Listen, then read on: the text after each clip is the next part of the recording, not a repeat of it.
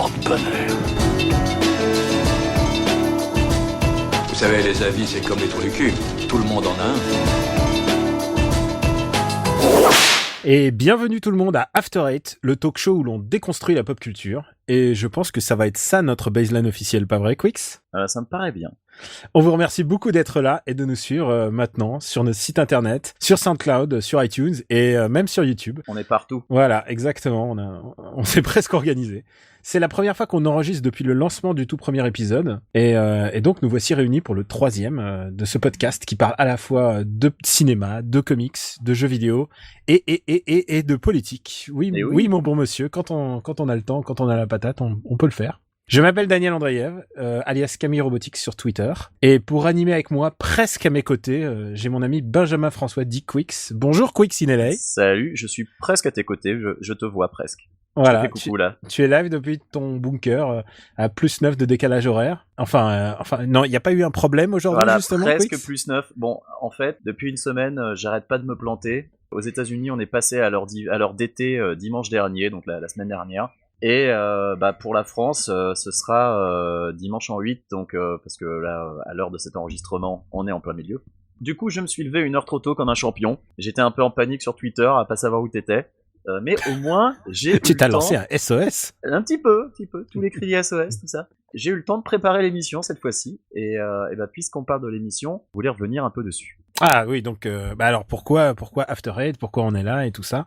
En fait, Quix et moi on se connaît depuis un petit bout de temps déjà, et en fait on avait eu un projet entre temps. Moi, je voulais écrire des articles qui dissèquent et analysent entièrement l'œuvre de production de Luc Besson en fait. La Besson-sploitation. La Besson-sploitation. Je suis fasciné par Taxi 1, Taxi 2. Je suis fasciné en général par plein de choses qui le méritent sans doute pas. Mais donc voilà, moi j'avais dit à Quix, putain mais regardons-nous-les et faisons des commentaires croisés. On avait au moins fait pour 2 épisodes, mais en fait. On avait un setup à base de Skype pour regarder les films en même temps, on synchronisait pour les lancer et on les commentait au fur et à mesure. C'était quand même assez chiadé. Je pense que ça pourrait faire un bon épisode YouTube en fait, parce que vraiment à l'écrit ça prendrait vraiment beaucoup de temps et donc on n'a jamais fait et en tête j'avais toujours l'envie de faire des podcasts. Entre temps j'ai participé. On s'était infligé quelques films quand même, hein. On s'était fait les 3 premiers Taxis, on s'était fait une bonne 13, liste. On a fait quelques-uns. Alors Banlieue 13 est un de mes films, est un de mes guilty pleasures ça. Et donc moi entre temps j'ai participé à pas mal de podcasts. On a participé à un podcast où on n'était pas ensemble, on n'était jamais ensemble en même temps à l'antenne. On était alternativement en fait. Ce qui est un peu naze puisque on aurait bien voulu parler ensemble. Et puis ça s'est arrêté très vite au bout de 4 épisodes. Et du coup ça fait longtemps je te taraudais pour faire un podcast rien que nous avec ce concept, toi et moi, toi à LA, moi à Paname ou à Tokyo si je voyage à Tokyo. Et il nous a fallu du temps mais on s'est synchronisé. Alors au bout d'un moment, on a mis nos idées en place, on a inventé il nous a fallu trouver un titre, donc After Eight, qui résume un peu nos idées, c'est-à-dire aller un peu au-delà de la haine mais en même temps rester un peu dedans. Et on a eu un logo qui a été fait par un de mes meilleurs amis qui s'appelle Fabien. Très joli logo. Il a fait toute la charte graphique du site en fait. Ouais, donc, il a vraiment fait un super bouleur. Ce mec est un génie absolu. Ce mec, c'est vous sans doute ceux qui lisent des mangas le connaissent puisque il est directeur. Je sais pas quel est son titre. Il est directeur artistique de la maison d'édition Kurokawa que les gens connaissent parce qu'ils ont sorti One Punch Man, le manga qui cartonne en ce moment. Ouais, ça dépense. Et lui, ce mec est vraiment un génie plastique. On me disait franchement, Fabien, t'as envie de l'avoir à tes côtés, il rendrait tout bien en fait. Et on tient aussi à remercier, puisqu'on est dans les remerciements, on tient à remercier aussi Fox Monsieur, qui travaille chez Radio Kawa et qui m'a aidé à synchroniser mon super micro. J'ai fait des frais pour l'occasion. Qui nous a aidé. D'ailleurs. Ouais. On s'excuse pour le son un peu pourri de l'épisode 1, le son encore un peu pourri de l'épisode 2, surtout de mon côté. On espère que pour cet épisode 3, les problèmes seront résolus. Normalement, oui. Je pense qu'on va lancer un Kickstarter pour t'acheter un micro aussi bien que le mien. Et donc, il nous a fallu un peu de temps, mais il y a eu aussi tes jingles. Donc t'en as fait un petit paquet. J'ai et... fait un petit paquet. On est complètement d'alterner en fait d'un épisode. On est complètement sur la même longueur. Oui, moi je crois que je t'en ai envoyé un. Je t'ai envoyé une séquence du Muppet Show que j'aime bien, que je voulais en jingle. Qui est dans l'épisode 1. Voilà. Et grosso modo, comment on se dispatche le boulot, juste pour parler un peu de ça. Moi, je m'occupe un peu de tout ce qui est, je fais le host un peu, et puis en même temps, un peu beaucoup même, je fais ça. Et en même temps, j'essaye d'établir un peu l'organisation des idées, des sujets, des thèmes, et puis après de laisser libre cours à notre imagination, oui, et à notre on reste bagou. assez libre. Hein. Des fois, on change d'avis 24 heures avant l'enregistrement. Oui, parfois une minute, tu rigoles. C'est de l'improvisation quand même. Et mais on essaie quand même de se fixer des limites, une limite de temps. Et voilà, il y a quelques. C'est pour ça aussi qu'on a voulu être indépendant et pas être dans un réseau, parce qu'il y a des réseaux de podcasts. Moi, je participe à No Ciné No Fun qui est dans son réseau à lui. Et il y a aussi Radio Kawa. Dans l'équipe de Radio Kawa, oui. Voilà, et c'est pour ça qu'on voulait, c'est parce qu'on n'a pas de pression ni de périodicité, ni de durée, ni de sujet. Parce que sinon, peut-être que ce qu'on aurait pu faire, peut-être un tiers de notre émission en parlant de comics ressemblerait à Comics Outcast. Peut-être que, voilà, comme ça, on est complètement indépendant et on peut faire exactement ce qu'on veut et au moins commencer à exister et que vous puissiez nous écouter, au naturel, quoi. C'est ça que je dis, sans avoir de contraintes comme ça. Et on n'a pas encore décidé de périodicité. Alors là, vous nous avez 3 semaines en rafale, mais là, je pense... on enregistre le 3e alors qu'on vient de sortir le premier, le 2e est déjà prêt mais pas encore publié. On va peut-être se calmer un peu sur le rythme pour la suite. Les puristes du podcast me disent 1 par semaine, c'est vraiment comme ça que tu fidélises une audience. Je sais pas si on y arrivera une fois par semaine. Ouais, je pense que c'est très optimiste. Je pense que tous les 15 jours, c'est bien. C'est ambitieux et on s'interdit pas de revenir à 1 par semaine. Je veux dire, ne serait-ce que pour poser une balle à Batman v Superman. Enfin, ouais, bon, ça juste pour se défouler et passer en mode After Eight, on va passer en mode Before Eight. Et voilà comment ça s'est fait et comment on a envie de continuer et on attend vos retours et on vous écoute avec attention. On remercie ceux qui ont pris le temps de nous écouter. On remercie vraiment tout le monde parce que on a eu beaucoup de retours, un super accueil et on est vraiment super contents. Alors que les premiers étaient techniquement, tu pourrais le dire. Le son est pour l'un, comme je disais tout à l'heure, c'était on n'était pas encore. Et encore, vous n'avez pas entendu le numéro 0. Ouais, vous l'entendrez jamais, je pense. Mais voilà, on voulait remercier. Sauf si vous donnez énormément d'argent pour le micro de Quix. Non, vraiment, merci à tout le monde, tous les retours. Ouais. Et si vous avez des critiques, n'hésitez pas. Nous, on se prive pas, donc il n'y a pas de raison. On n'est pas exempt de tout reproche. Après, c'est toi qui es habitué à te faire sniper. Moi, je suis toujours à couvert. Ouais, non, mais honnêtement, nous, on cherche juste à s'améliorer, à fournir un truc qui plaise, en fait. Quelque chose qui fasse plaisir. Le but, c'est de s'amuser, quoi. Je reconnais complètement que je me délègue complètement de l'aspect technique sur toi et moi, j'essaye je balance des idées.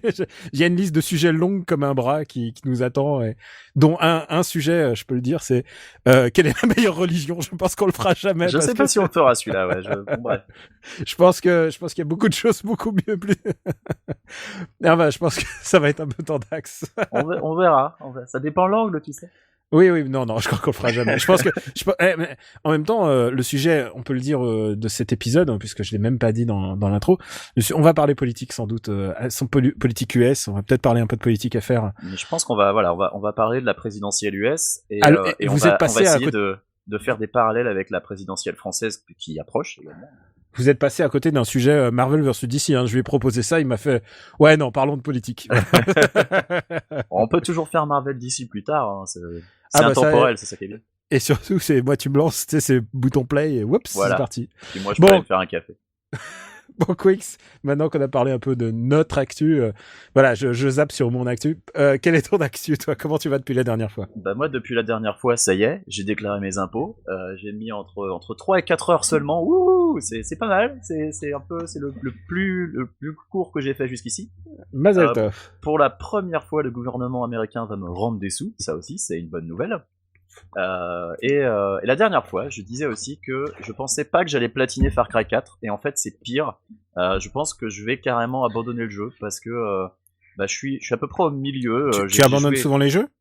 Pas forcément souvent, mais là j'en suis à une 40aine d'heures et je commence vraiment à trouver le temps long. En fait, le problème, sur Far Cry 4, c'est qu'il est super similaire au 3. Moi, j'avais vraiment beaucoup aimé le 3, ma grande surprise. Donc, je pensais prendre autant de plaisir sur le 4. Je me rajoute un peu de challenge parce que déjà, bon, je fais le jeu en hard et j'essaye de tout faire à l'arc et au couteau en furtif. Parce que c'est comme ça que j'avais pris le plus de plaisir sur le 3, vu que bon, finalement, c'est pas avec les gunfights que je m'amuse le plus. Moi, je suis de l'école Quake, donc si tu peux pas faire du strafe et du saut, bah c'est pas rigolo. Puis bon, Ouais, c'est je pas pour fais le genre, j'ai scénario. compris tout ce que tu dis, mais oui. Mais les esthètes auront compris.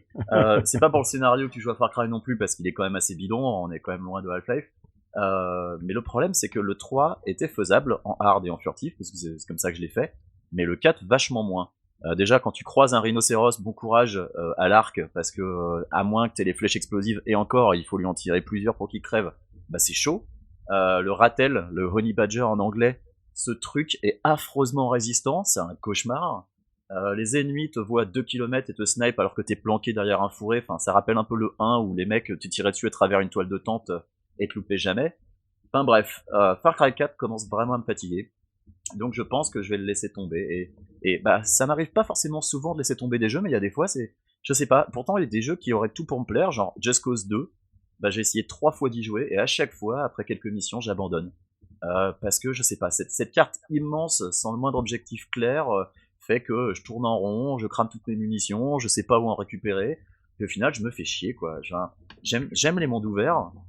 J'ai pas forcément besoin d'un jeu super dirigiste qui me dise tout le temps où aller, mais avoir un minimum d'objectifs, c'est bien, quoi. Enfin, tu vois, dans GTA, t'as ton monde ouvert, tu fais ce que tu veux, et puis à un moment, quand t'as envie de faire une mission, bah t'as une lettre et puis tu vas là où il y a la lettre. Bon, bah il y a ça dans Far Cry, mais dans Just Cause, il y a pas ça. Alors c'est pour ça que j'avais abandonné. Puis il y a des jeux que j'abandonne par accident, genre il y a plusieurs années, il y a 10 ans maintenant. Metroid Prime 2 par exemple, je l'avais laissé tomber pour faire Resident Evil 4, puis quand il a fallu s'y remettre, j'étais complètement perdu parce que j'y avais pas joué depuis 4 mois, et depuis je n'y ai jamais retouché, ce qui est un peu dommage parce que Metroid Prime 2 il est quand même bien. Mais bon voilà, les jeux trop immenses où tu perds tous tes repères et quand il faut t'y remettre, bah finalement c'est peut-être mieux de recommencer du début, bah faut du courage. Voilà, est-ce que toi, il y a des jeux que t'abandonnes volontairement ou involontairement dans le même Bah, genre? écoute, moi, volontairement, oui, parce que n'oublie pas que j'étais testeur de jeux, et donc, du coup, il y a T'avais pas au forcément bout. beaucoup de choses que tu laisses de côté, en fait, par obligation, parce que t'as pas le temps. Et là, en ce moment, ces derniers temps, je suis le genre à aller jusqu'au bout. Et là, je suis à 25 heures de The Division, et qui sont moralement exécrables et pourtant assez jouissives. Je le joue comme si c'était Parasite Eve, et j'abandonne pas en fait. Bizarrement, j'abandonne pas mes jeux en ce moment. Quand je commence, je les finis. C'est pour ça que j'ai pas encore commencé des trucs genre Lego Avengers. Je me dis putain, si je le commence, je vais devoir le finir. Est-ce que t'es toujours motivé à platiner Non, Street par contre, Fighter 5 ou t'as laissé tomber cette idée? non, ça a l'air abominable. Mais par contre, ce que j'abandonne, moi, c'est les séries. Genre Via Faire, je me suis pas remis encore, et j'ai du mal à m'y remettre. Je me suis remis à Arrow avec Penn, et je pense que ça pourrait être le sujet d'une prochaine discussion sur les séries que j'ai du Ouais. mal avec. Arrow, j'ai jamais autant dormi d'une série devant autant qu'Arrow depuis Agent of Shield quoi. Mais c'est genre un break temporaire et tu vas t'y remettre ou tu laisses tomber définitivement? Pour Arrow, je tente le coup quoi. Agent of Shield c'est fini, c'est plus possible. Agent of Shield, je suis à l'épisode 3 de la saison 3 et j'ai, je sais pas, 15 épisodes de retard, mais je vais m'y remettre, c'est juste que j'ai pas ressenti le besoin de... Moi c'est plus possible, j'ai l'impression de perdre mon temps. T'étais allé jusque où? Je suis allé jusqu'au début de la saison 2, je crois. Et ouais, même début de la saison 2, t'accrochais toujours pas? Mais non, et tu sais, je suis pas fan des Inhumans, donc si en plus Ouais, on me moi non fait une plus. série avec les Inhumans, ça va quoi. Et bien maintenant, Quix, qu'est-ce que tu penserais de passer à notre discussion de la semaine? Non, c'est de ce côté qu'il faut regarder. Oyez, sa papaya. Ça vous dirait un ice cream avec mon ami et moi? Casse-toi, sale gominé. Eh bien Quix, c'est toi qui as insisté. Moi je t'avais proposé et c'est toi qui as insisté. Du coup, nous allons parler de politique. Et de la politique qui te réjouit, parce qu'on va parler d'un certain Trump. Est-ce que tu es chaud pour en parler? Est-ce que tu es vraiment... Je sais pas si on peut dire que ça me Est-ce que tu peux canaliser le meilleur de Laurent Saïm qui est en toi? Le meilleur de Lolo Haim, ça va être difficile, mais je peux essayer de pleurer à la fin de la discussion si tu veux. Oui, j'avais envie qu'on parle un peu de la présidentielle US parce que ce qui est en train de se passer est quand même super important.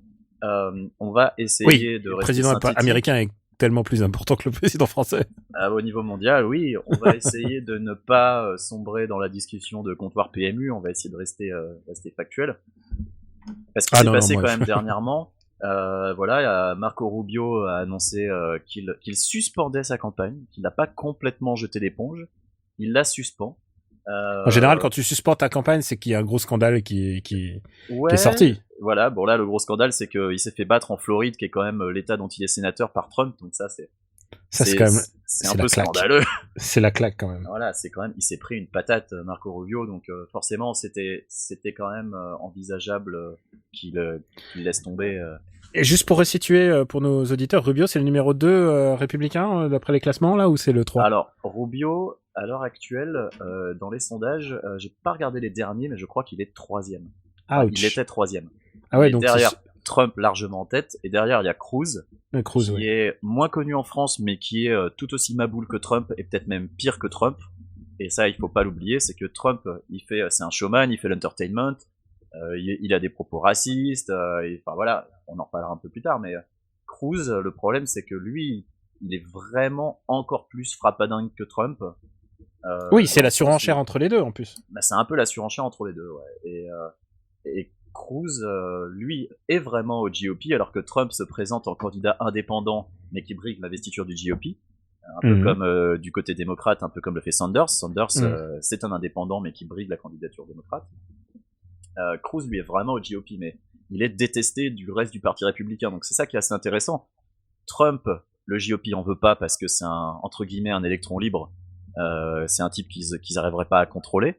C'est pas un apparatchik du parti, quoi. Exactement, voilà. C'est pas un mec qui a ses rondes serviettes là-bas, c'est un mec qui est là-bas par opportunisme électoral, pour une raison, c'est que sans appareil de parti, tu peux pas gagner, quoi. Tu peux difficilement gagner, ouais. Au mieux, ce que tu peux faire, c'est que tu peux être un indépendant aux élections présidentielles, et en général, l'indépendant, il finit par, l'indépendant, en général, il est de gauche, et il finit par foudroyer la campagne. 2%, quoi, ouais. Il fait 2%, mais il flingue un peu l'électorat démocrate, quoi. Ouais. En général. Généralement, les indépendants, c'est les mecs genre Nader et tout le bordel. Ouais, Nader. Et ils sont plutôt, voilà, orientés plutôt gauche, quoi. Mm. Mais voilà, donc Rubio qui lâche l'affaire. Ben Carson a lâché l'affaire aussi, et lui a annoncé qu'il soutenait Trump. Alors ça, c'est encore plus incompréhensible. Mec, soutien, ça se monnaie, hein. Demande à Arnaud Montebourg. Il y a quelques semaines, c'était Jeb Bush, et ça, c'était vraiment la grande surprise. Jeb Bush qui était le favori, le chouchou du GOP. Jeb Bush qui aurait dû être président à l'époque, à la place de George W, mais alors il y avait eu un scandale, et donc finalement, le clan Bush voulait absolument présenter. C'était quoi le scandale? C'était l'alcool? Non, c'était pas l'alcool, c'était une histoire de cul, non? Je crois que c'était une histoire de cul. Alors attends, je voudrais pas raconter de la merde. Donc, tu peux, oui. Je peux te Wikipédier ça pendant que tu expliques. Vas-y, Wikipédie ça pendant que j'explique, mais à la base, oui, il était gouverneur de Floride, il aurait dû se présenter l'année... Il faisait 2% ou un truc comme ça, il était ridicule dans cette... Le truc, c'est que voilà, suite à ce scandale, donc c'est George W. Bush qui a été élu à sa place, et là, pour lui, son heure était arrivée, c'était le moment, maintenant, et en fait, il faisait des scores absolument consternants, parce que Jeb Bush a un gros problème de charisme, et il a putain, aussi la famille Bush, putain, mais il nous a envoyé vraiment de ces connards. Ah, le meilleur. Et là où il a très très mal géré, c'est que il a impliqué sa mère dans la campagne, en espérant que voilà qu'elle ait une bonne image, mais l'image de Barbara Bush est pas forcément géniale, et en plus ça lui donnait l'image d'un fils à maman qui peut pas se démerder sans que maman elle l'aide, quoi. Enfin, t'as l'impression qu'il se faisait taper dessus à la récré et que sa maman était venue pour engueuler les gamins qui lui tapaient dessus. Enfin, il a complètement foiré sa campagne. C'était assez impressionnant. Je pense que ça sera possiblement un cas d'école de toutes les choses qu'il faut pas faire. Là, à quel point il s'est foiré, c'était vraiment très très impressionnant. Ouais, c'est bizarre. Le sénateur de Floride, précisons. Ouais. Suite à son abandon, Rubio est devenu un petit peu le chouchou du GOP, parce que le parti républicain, comme je disais, les mecs peuvent pas encadrer Ted Cruz et ils peuvent pas contrôler Donald Trump, donc c'est très problématique pour eux. Faut ajouter un truc, c'est que Rubio est le plus beau de tous. Hein. C'est le plus jeune aussi. Je sais pas si ça peut jouer et tout ça, mais il est vraiment genre... Ouais, ma grand-mère, elle votera généralement pour le moins con et le plus beau. Au Tu plus vois, beau. donc ouais. Alors, il faudrait pas que Paul Ryan se présente, alors, parce que Paul Après- Ryan, c'est le speaker de la House of Representatives, et c'est le pur beau gosse. Bon, il est républicain aussi. Oui, bon. Est-ce que ma grand-mère voterait républicain? Oui, je le pense, mais... Tu penses? Ah bah, ma grand-mère est une réfugiée, C'est vrai. réfugiée du bloc de l'Est, du bloc Ouais, communiste. Elle ne peut voter à pas gauche, voter ça. pour un mec qui s'apparenterait à quelque chose de communiste. Genre, ouais, mais c'est Sa- viscéralement ancré dans son ADN. Oui, mais C'est Sanders, il est impossible. socialiste, mais il est fudge. Alors, peut-être. Ah, ça c'est compliqué. Ça pourrait Mais jouer. en même temps, ouais, je sais pas. C'est, Bon. écoute, Sanders, son cas est un peu plus compliqué là.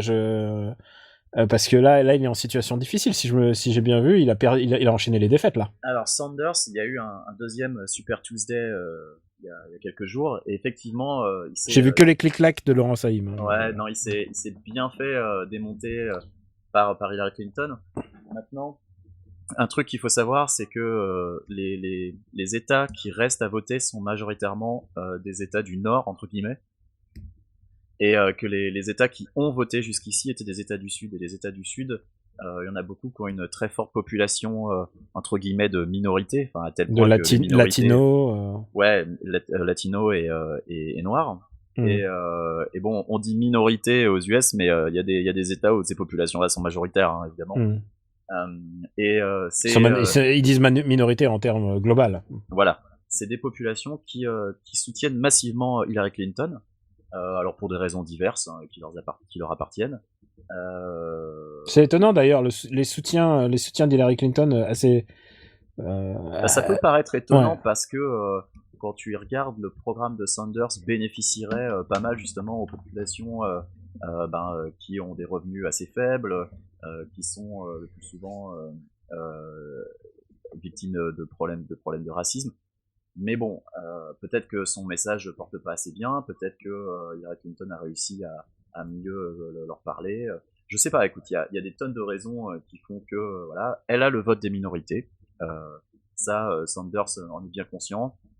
Mais dans les mois à venir, les États qui restent à voter sont plus des États du Nord, et donc les populations latino et noires sont moins importantes, enfin en termes de. Tu crois que Sanders a encore ses chances?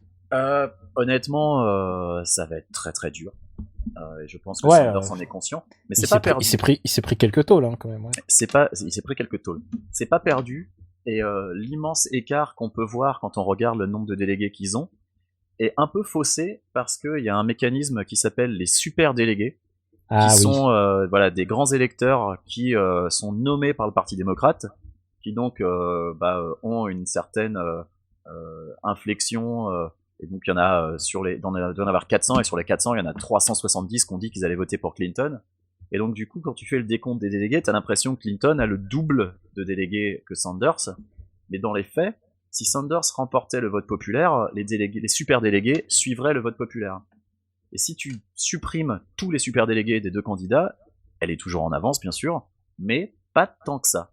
Donc c'est toujours jouable, y a rien de perdu, et c'est pour ça que je pense qu'il lâche pas l'affaire. Donc ouais, franchement, enfin moi j'avais parié sur Sanders au début, et évidemment comme un bon pari, je l'ai foiré. Donc c'est pour ça qu'il faut pas faire des paris, surtout en matière de politique. Ah, si tu savais. Alors, est-ce que tu veux que je te raconte ça? C'est une histoire authentique. J'ai fait plusieurs paris en 2012 et j'avais parié que Sarkozy allait être élu. Et non pas parce que je le souhaitais, mais surtout parce que je pensais vraiment qu'il allait gagner.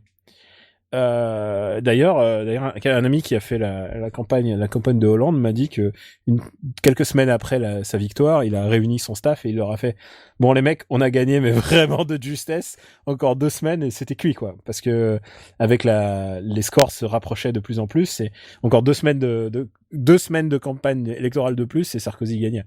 Mais bon, voilà. Donc t'imagines si la campagne en France durait 1 an comme aux États-Unis? Bah ouais, j'ai perdu mon pari, j'ai perdu 2 paris même, puisque j'ai parié Sarkozy 2 fois. Une fois, j'ai dû payer un super resto à un pote. Mais bon, écoute, j'étais ravi de lui payer un resto. Mais oui, c'est ça, si tu mets le doigt sur un truc qui me turlupinait, j'y repensais en rentrant de sport tout à l'heure. C'est le quinquennat. Le quinquennat a un peu complètement chamboulé notre vie politique. D'abord parce que du coup, ça coûte beaucoup plus cher de faire des élections plus rapidement. Plus souvent, ouais. Plus souvent. En plus, ça veut dire qu'on a un ancien président, et ça, c'était un mobile de scandale. Je sais pas si tu en as entendu parler, mais tu sais que ça coûte énormément d'argent d'entretenir un président. Je crois que ça coûte 2 millions par an d'entretenir un président à la retraite, puisque imagine ce que nous a coûté Giscard. Mais oui, mais Giscard, il a coûté 120 millions ou quelque chose comme ça, c'est débile. Puisque tu dois lui fournir des gardes du corps, tu dois lui payer un bureau, plus sa retraite de président, en plus de retraite de député et de éventuellement sénateur ou tout ce qu'il a pu faire. Il est académicien aussi. Oui, et en plus, il siège au Conseil constitutionnel, donc du coup, c'est encore de l'argent en plus.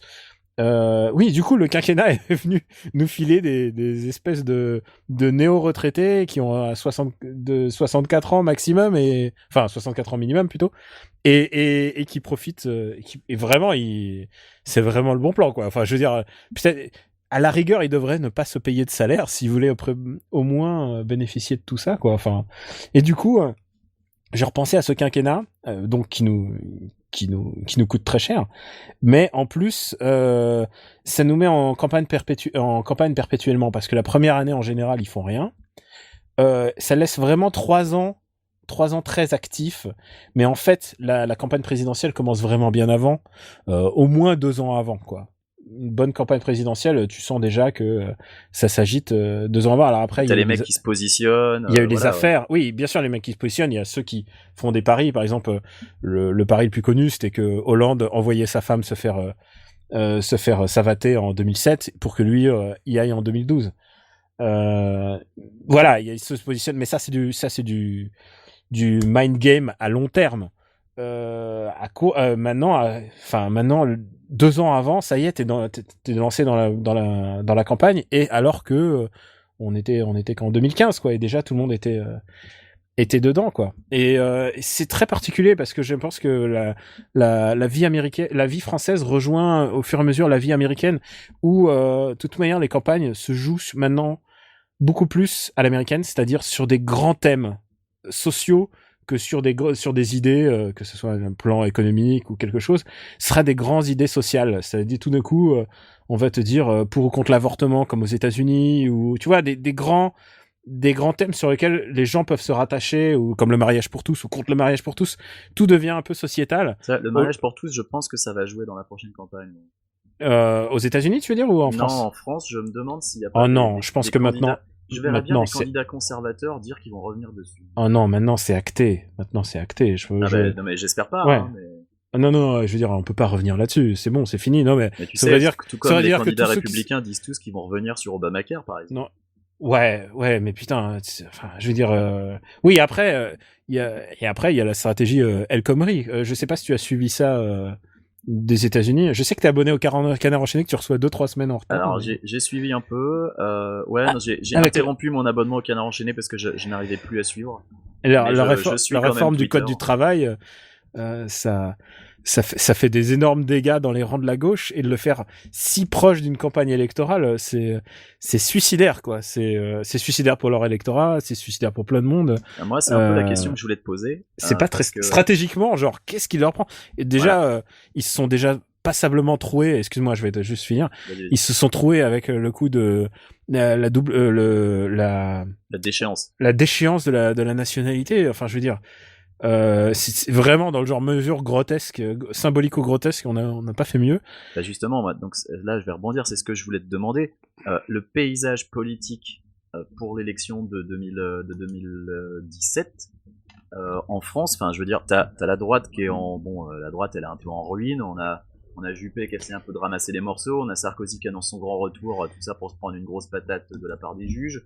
On a Copé, là, dernièrement, qui est revenu un peu en scred, genre, j'y crois à mort. Mec, écoute, Juppé, plein de gens disent, ouais, Juppé, mais, moi, je dis ça, mais, des amis de gauche, et, enfin, eux, ils disent de gauche, en tout cas, et je leur dis, vous dites Juppé parce que c'est le mec qui vous ressemble le plus.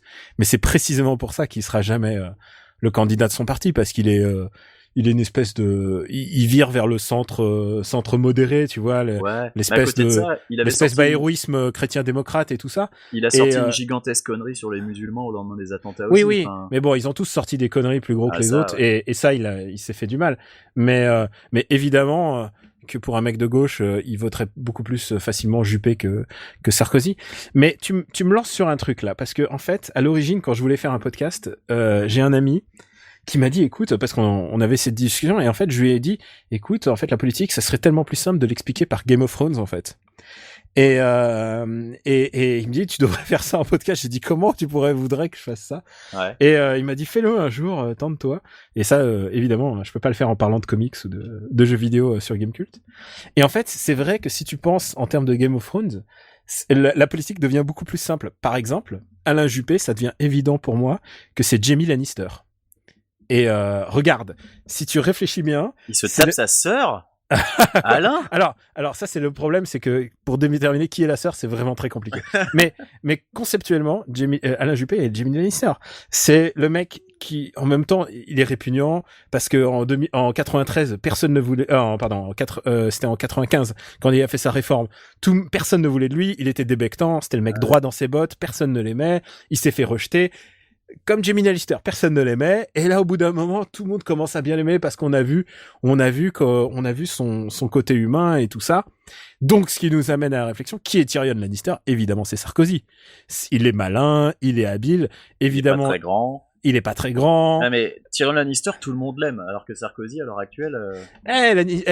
Sarkozy s'est fait élire, n'oublie pas. Hein, il a quand même réussi à séduire plus de la moitié de la France. Du coup, en fait, penser en termes d'équivalence Game of Thrones. Alors évidemment, on va peut-être spoiler Game of Thrones dans les 5 prochaines minutes.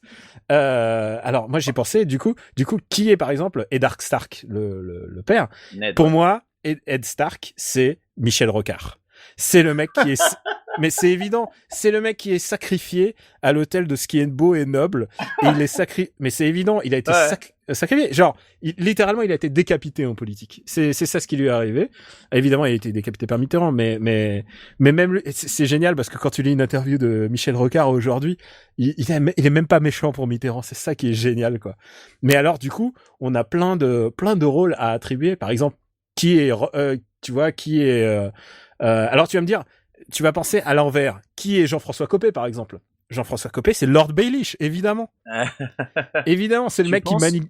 Moi, je pense qu'il est pas assez intelligent pour être Lord Baelish. J'aurais bien vu Mitterrand en Baelish, en fait.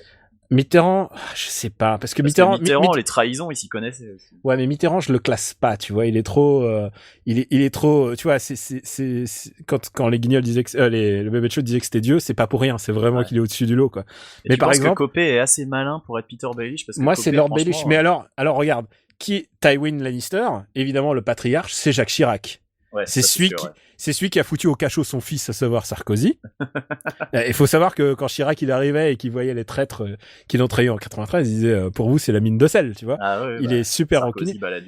Et tu vois, du coup, on a plein d'équivalences à faire. Par exemple, j'ai vraiment réfléchi à la problématique. Par exemple, qui est Jon Snow? Et Jon Snow, pour moi, c'est Martin Aubry. Alors là, il y a un gender, on bend le gender. Ok. Mais c'est évident que Martin Aubry, alors attention méga spoiler, mais Martin Aubry a été assassinée politiquement, ensuite elle est revenue, elle a toujours une chance de revenir, peut-être avec des pouvoirs magiques elle va peut-être revenir. Ah, parce que tu penses que Jon Snow va revenir? Je ne sais pas, peut-être. Est-ce qu'il est déjà parti? Ouais. Alors attention mec, j'ai trouvé plein d'équivalences. Stannis Baratheon, c'est Manuel Valls.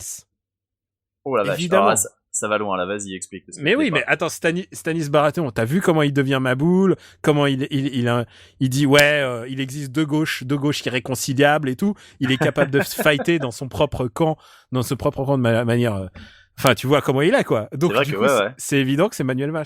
Du coup, le problème de Game of Thrones, c'est qu'il y a plein de personnages qui sont vraiment sanguinaires et il faut trouver des équilibres. Par exemple, Ramsay, qui veut être Ramsay Bolton?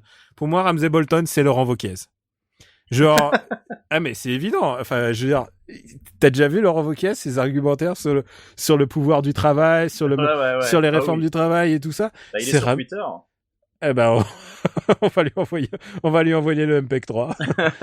Alors du coup, j'ai repensé. Robb Stark, qui est Robb Stark? Pour moi, c'est Laurent Fabius, évidemment. Jamais arrivé à ses fins. Assassiné trop tôt, sacralisé, puis ensuite destitué. Enfin voilà, c'est Robb Stark. Mais du coup, il y a des personnages que j'adore dans la série. Par exemple, Lord Davos. Tout le monde aime Lord Davos, le Onion Knight. Lord Davos, et en plus il lui ressemble physiquement. C'est Noël ma mère. T'es d'accord? Ouais. Il y a un truc qui se... Alors du coup, mon autre personnage que j'adore, c'est Varys. Tu vois, Spider. Ouais, tout à fait. Tu vois, le castrat. Celui qui est gentil, mais qui manigance, mais qui est qu'en même temps, il manigance pour le bien, a priori, tu vois. Au début, tu sais, on disait, oh là là, ça a l'air vraiment d'être un... Ça a l'air d'être un fourbe. Ça a l'air d'être un stratège fourbe et tout, et en fait, il a l'air bon dans le fond. Pour moi, c'est Jacques Attali. Mais c'est évident parce que Jacques Attali, c'est le mec qui essaie d'influencer les deux camps, qui dit à Sarkozy, ouais, il faut faire une réforme des taxis, les taxis ça gueule, et en même temps il essaye d'influencer à gauche et tout. C'est un influenceur, c'est évidemment Varys égale Attali pour moi. Alors du coup, j'ai pas mal de problèmes. Par exemple, il y a des personnages qui sont hors tout, quoi, genre Daenerys Targaryen. Qui peut être Daenerys Targaryen sinon Rashida Dati? Une personne qui... Ah bah oui, non, mais je vois pas d'autres... C'est un problème parce que Game of Thrones... Ça peut pas être Najat Bah non, c'est le problème, c'est parce que les personnages de Game of Thrones, ils sont quand même assez sanguinaires et ils sont... Et il y a aussi beaucoup de femmes. Et il y a pas autant de femmes en politique pour trouver des équivalences. Parce que, tu vois, tu dis Najat... voilà, tu les as bien fait. Ouais, pour moi, la sorcière Mélisandre, pour moi, c'est NKM, c'est évident. Parce qu'elle a un look déjà qui lui ressemble un peu, elle fait un peu comme ça. Mais tu vois, par exemple, qui est Arya Stark, tu vois, sinon Cécile Duflo, tu vois, qui veut se venger tout le temps, qui veut assassiner ses propres, qui a une liste de gens qu'elle veut assassiner. Et alors, du coup, je me demandais sur qui finir, enfin de toute manière il y en a. Après tu me lances, je peux en trouver des milliers, hein, tu vois. Il suffit que je reliste. Alors toi, je sais que t'adores Jorah Mormont, à savoir le Lord Friendzone. Lord Friendzone, celui qui se donne complètement à une cause et qui est capable complètement de s'effacer pour la cause. Pour moi, c'est Bertrand Delanoë. Parce qu'il a été maire de s'effacer, oui, il est où, il fait quoi? Il est à la retraite, il a dit, est-ce que vous voulez de moi pour la présidentielle? Ah, vous voulez pas assez de moi? Bah, du coup, laissez tomber, quoi. Donc, je crois qu'on a fait un peu le tour de la politique par Game of Thrones comme je le voulais. Moi, je suis content parce qu'au final, on a quasiment pas parlé de Trump et c'est pas plus mal parce que les autres médias en parlent beaucoup trop. C'est vrai qu'on en parle beaucoup. Je vois pas bien ce que je pourrais faire de mieux après ça. C'était merveilleux. Donc voilà. Je vais t'envoyer un Photoshop de Jacques Attali. Bon, attends. Juste, vas-y, Marine Le Pen. Ah putain, Marine Le Pen. Mais qui pourrait être assez folle pour être Marine Le Pen? Parce que tu vois, ça foutrait la merde si je la faisais en Cersei Lannister. Parce que ça voudrait dire qu'elle couche avec un Juppé. Puis t'as déjà placé Ramsay Bolton en plus. Et j'ai placé Ramsay Bolton. C'est vrai qu'elle aurait pu faire un très bon...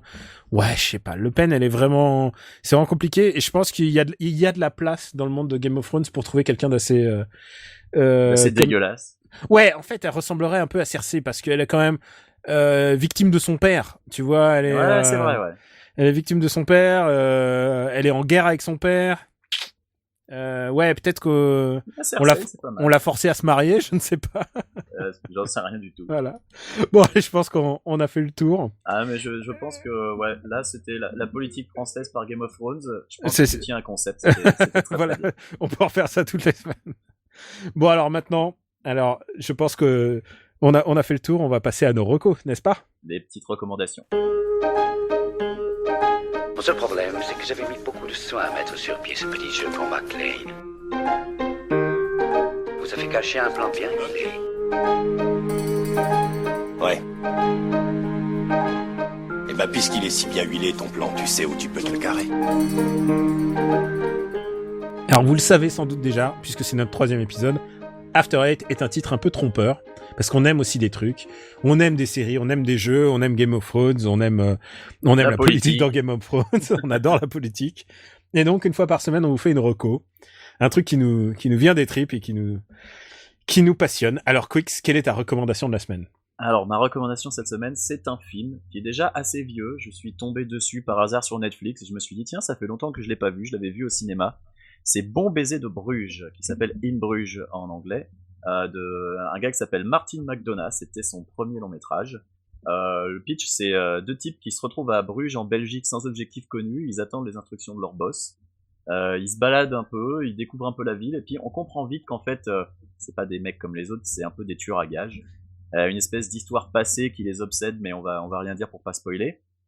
Et ils vont croiser une dealeuse. La dealeuse, c'est Clémence Poésie. Ils vont croiser des touristes très très cons, une propriétaire d'hôtel assez tenace, et surtout un personnage fantastique, un nain raciste. Le nain raciste qui est... J'ai l'impression qu'on est dans Pattaya. On n'est pas dans Pattaya, mais pas loin. Donc nos deux guignols, c'est Brendan Gleeson, qui est surtout connu pour des seconds rôles dans Braveheart, dans Gangs of New York, dans Harry Potter notamment. Le deuxième, et là, c'est Colin Farrell, qui est incroyable dans le film, qui est vraiment très très bon en irlandais, un peu paumé. Tu sens qu'il a une espèce de crise de foi, enfin de foi FOI, pas FOIE. Tu sais où j'ai aimé Colin Farrell, Le Nouveau Monde. Il est tellement bien dans Le Nouveau Monde. Ouais, je l'ai pas vu moi. Colin Farrell, moi je l'avais vu il chouine pendant tout le film, mais putain quel film est beau. Ouais, avant In Bruges, je l'avais vu dans Phone Game, qui m'avait curieusement beaucoup plu. Miami Vice, que j'avais beaucoup aimé aussi. Et puis mais attends. Il était Bullseye dans Daredevil. Discus. Il est bien dans Miami Vice parce que on le filme pas. La caméra, elle filme la nuit, elle filme tout ce qui se passe autour de ces connards. Mais moi, j'ai beaucoup aimé Miami Vice. Mais eux, tu sais quoi, ils passent 2 heures de film où ils sont potes, en théorie, ils sont partenaires. Ils se font même pas un clin d'œil, même pas un check. Et ça sent qu'ils pouvaient pas se saquer. Ça sent qu'ils pouvaient pas se saquer. Et j'adore ce film pour cette raison. Surtout parce qu'ils peuvent pas se saquer. Et que le mec, il a dit, allez, faites vos conneries, moi, je filme la night. Et mais Colin Farrell, en tout cas, très bon dans In Bruges. Et Ralph Fiennes qui apparaît uniquement dans la 3e partie du film, qui joue leur boss, et qui est en roue libre totale, et qui est magnifique. Donc voilà, c'est une histoire qui est assez barrée, ça atteint pas les niveaux de Snatch, mais c'en est pas loin, c'est un polar comédie, entre guillemets, 1h40 qui passe, mais comme une lettre à la poste. Et du même réal, on peut parler de Seven Psychopaths, que je n'ai pas encore vu, mais qui sera peut-être une prochaine recommandation. En tout cas, s'il est sur Netflix, je vais m'y pencher. Et toi, Daniel, quelle est ta recommandation de la semaine ? Écoute, moi, c'est presque une double recommandation. Je vais commencer par un bouquin que je viens de finir, qui s'appelle Luc Besson, L'homme qui voulait être aimé. C'est une biographie non autorisée, signée Geoffrey Le Guilcher, je pense. Et c'est, on en a parlé en début de l'émission, une de mes fascinations. Je suis fasciné par Luc Besson en tant que faiseur de cinéma, en tant que producteur. Et c'est un bouquin qui revient sur son enfance, il y a quelques trucs que je savais pas, son passé au Club Med, en fait, parce qu'il s'appuie beaucoup sur les propres écrits de Besson, puisqu'à chaque fois qu'il sortait un film, il sortait un bouquin, et il racontait beaucoup de lui dans ses bouquins. Évidemment, on les a pas tous lus, et là, il s'est cassé le cul, il est allé fouiller dans beaucoup d'interviews, et il y a pas mal d'anecdotes moi, j'avais des potes qui étaient chez EuropaCorp, ils pourraient raconter des anecdotes incroyables que je peux pas raconter à l'antenne. Mais là, en l'occurrence, il y en a des assez connus, comme le coup il envoie un carton de non-invitation de tous ses films à un banquier qui lui a refusé un prêt, un de ses premiers prêts au tout début, quand il était en train de il voulait monter son premier film, il lui a dit non, ça marchera jamais, et il lui envoie à chaque fois un carton de non-invitation. Ça parle de ses relations avec les femmes qui sont un peu problématiques, enfin... Un peu. Pas problématique, mais c'est passionnant. Moi, je trouve ça passionnant. Mais il a un peu cette tendance à se marier et à mettre enceinte ses actrices principales, en fait. Ouais, il s'est calmé parce qu'il a plus l'âge, mais c'est vrai qu'il y avait, il a fait jouer ses femmes, quoi. Ouais. Et pour dire ça poliment, et puis il a eu ses histoires de procès, de plagiat. Moi, je suis assez fasciné par Luc Besson en tant que producteur. Ses films m'intéressent moins que sa production. Et c'est des films, je veux dire, et le bouquin reconstitue à ça, il reconstitue ces histoires d'amitié, Pierre Jolivet, Pierre-Ange Le Pogam, et tous ces trucs sur lesquels il ne parle jamais, puisqu'il ne fait jamais d'interview hors promo. Et donc c'est un bouquin que je vous recommande. Il m'a presque volé le sujet, puisqu'en fait j'aurais voulu écrire ce bouquin, mais presque sur l'aspect créatif, moi, et lui il a fait un vrai truc sur l'aspect budget, comment il a allé voir comment il est allé voir les fabricants de bagnoles pour leur dire voilà ce que je vous offre, voilà je fais le transporteur, je place votre bagnole devant les hôtels de luxe et tout ça, et comment il gagne ses thunes comme ça. C'est comme ça qu'on a des Audi dans toutes les productions Besson. C'est exactement, il explique comment on a eu des Audi dans toutes les productions Besson, et qui explique comment si Hollywood ils font les Rolls-Royce, EuropaCorp c'est le producteur indien qui fait la même chose à pas cher quoi. Et donc bio non autorisé. Bio non autorisé, je répète le titre, c'est Luc Besson, l'homme qui voulait être aimé. Et moi ça se lit comme du petit lait. Et je vais juste ajouter que je joue depuis 3 jours à Mitomo, une appli qui va bientôt sortir sur iOS et Android. Ouais, il est pas dispo aux US, j'ai regardé. Elle est pas dispo aux US, c'est la première application Nintendo. C'est un truc pour se faire des amis, en fait, c'est une espèce Ask FM, mais à la sauce Nintendo, c'est beau, c'est rigolo, c'est assez prenant, et surtout si tu joues beaucoup, t'as des réductions sur des produits Nintendo. Sérieux? Donc ouais, normalement si j'ai 1000 points, et j'y suis pas encore, hein, mais si j'ai 1000 points, je peux avoir, il y a un Picross Zelda qui est offert gratuitement sur 3DS. Tu vois, putain, genre c'est cool ça. Ah ouais, non, c'est genre c'est fait pour le grand public, parce que c'est vraiment tu te balances des histoires rigolotes, Attends, tu réponds à des questions rigolotes, mais il y a une carotte au bout aussi pour les core gamers, ouais. Et là c'est 2 révolutions en une, parce que déjà Nintendo sur mobile première. Ouais. Alors Nintendo dans la pingrerie est légendaire, qui offre des trucs si tu il y a des réductions pour leurs jeux et tout ça. Ah non, c'est cool. Après je te cache pas que c'est Nintendo, donc ça veut dire que les services en ligne de Nintendo ils sont genre j'ai mis 2 heures à comprendre My Nintendo, c'était compliqué, mais honnêtement je pense que c'est un sous-marin intéressant de toute ce qu'ils vont faire plus tard sur mobile, parce que c'est clairement le premier pas vers quelque chose d'autre. On verra ce qu'ils nous présenteront à l'E3. Donc, uniquement disponible au Japon à l'heure actuelle, c'est ça? Uniquement au Japon à l'heure actuelle, et je pense que ce sera disponible d'ici une semaine maxi ou 2 semaines en Europe. Je vois pas pourquoi ils sortent pas, puisque la version japonaise est bilinguale, hein. Vous pouvez le choper si vous avez un compte iTunes Jap, vous pouvez le choper dès maintenant.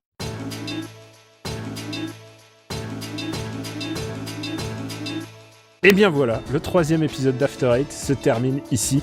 Déjà mais ouais, il faut bien que ça s'arrête un jour.